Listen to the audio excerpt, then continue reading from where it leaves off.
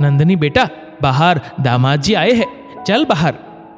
नंदिनी की माँ ने नंदिनी से कहा तो नंदिनी बोली, नहीं माँ, मुझे नहीं जाना उनके साथ, बात बात पर हाथ उठाते हैं, इस बार अगर गई तो वह मुझे मार ही डालेंगे। फिर माँ बोली, बेटा ये कैसी बातें कर रही है, क्या कोई किसी को ऐसे ही मार सकता है भला? वह अपने किए पर शर्मिंदा है और कभी कभी पुरुष गुस्से में हाथ उठा देते हैं, इसका मतलब ये तो नहीं कि कोई अपना घर बार छोड़ दे। वह कितना माफी भी तो मांग रहा है, देख। तो नंदिनी ने कहा, माँ उसको आप नहीं, मैं जानती हूं, वह ये सब नाटक कर रहे हैं। और किस गुस्से की बात कर रही हो आप? क्या गुस्सा सिर्फ पुरुषों को आता है, हम औरतों को नहीं? मैंने तो पापा को कभी आप पर हाथ उठाते नहीं देखा। आप कभी इस दर्द से नहीं गुजरी हो माँ, इसलिए आप नहीं समझ सकती। फिर माँ ने कहा, बेटा औरतों को बहुत कुछ सहना पड़ता है और मुझे नहीं लगता कि अब दामाद जी ऐसा कुछ करेंगे। तेरे पापा से बार बार हाथ जोड़कर माफी मांग रहे हैं। तो नंदिनी बोली, माँ आप मुझे मत भेजो, मैं वहां बिल्कुल भी खुश नहीं हूं। फिर माँ बोली, तो तुझे क्या लगता है पति की छोड़ी हुई औरत यहां भी खुश रह पाएगी? तेरी भाभी को तो तू अच्छे से जानती है, क्या वह तुझे यहां चैन से रहने देगी? मेरी बात मान बेटा और एक मौका दे दे दामाद जी को। फिर मन ना होते हुए भी नंदिनी सौरभ के साथ चली जाती है। घर आकर सौरभ ने नंदिनी से कहा, आज के बाद तुम्हारे कदम इस घर के बाहर कभी जो पड़े तो मुझसे बुरा कोई नहीं होगा। और उसका फोन छीनकर अपनी मां को दे देता है। नंदिनी हैरान नहीं थी, क्योंकि उसे मालूम था कि सौरभ जैसा इंसान कभी बदल नहीं सकता। वह अपने कमरे में बैठी रो रही थी, तो उसने बाहर उसकी सास के पास से उसके फोन बजने की घंटी सुनी। तो सास ने फोन उठाया और बोली, हेलो कौन?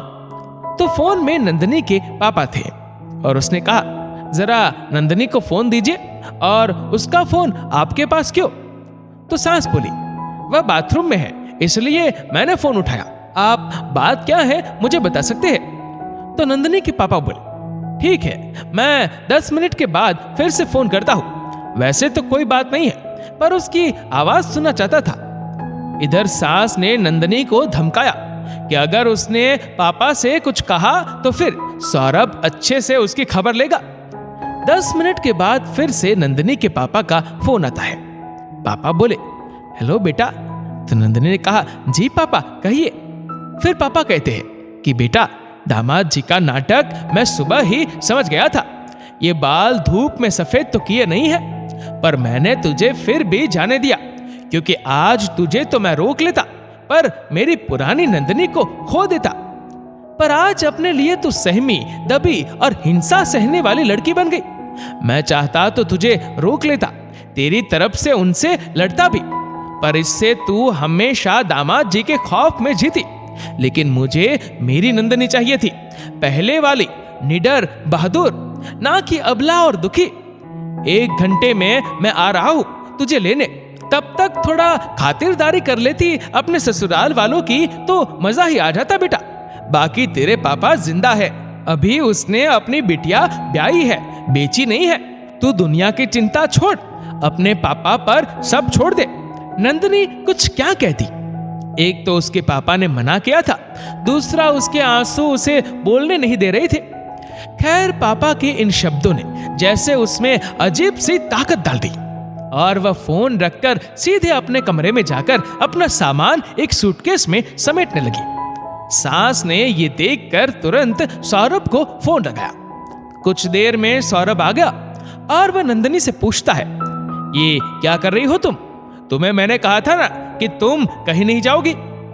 नंदिनी बिना कुछ कहे अपने कामों में लगे रही। इससे सौरभ का गुस्सा और बढ़ गया और वह जैसे ही नंदिनी का हाथ पकड़कर अपनी ओर तमाचा मारने के लिए हाथ घुमाता है, नंदिनी उसका हाथ झटक कर उसे ही एक चांटा जोर से लगा देती है।